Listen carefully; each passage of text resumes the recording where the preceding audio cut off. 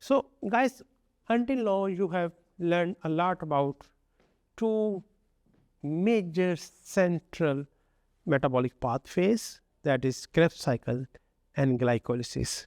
So they are very important. They act as the hub, actually especially the Krebs cycle, it acts as the hub of metabolic pathways.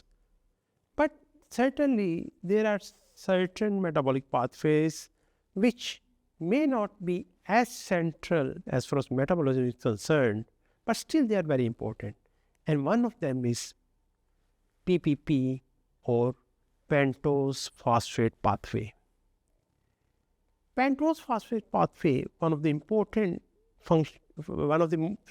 thing whenever we are talking about this pathway is that it provides you NADPH2, a very, very important compound as far as the biosynthesis is concerned, biosynthesis of different other compounds, or as far as the energy dynamics are concerned.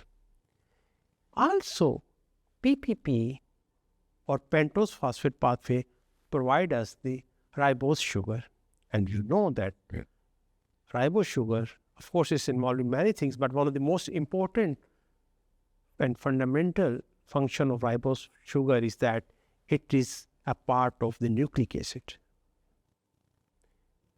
Also, other than NADPH2 and ribose sugar, this PPP also provide us intermediate compounds, the compounds which acts as the intermediates of the glycolytic pathway, like hexose sugars or triose sugars.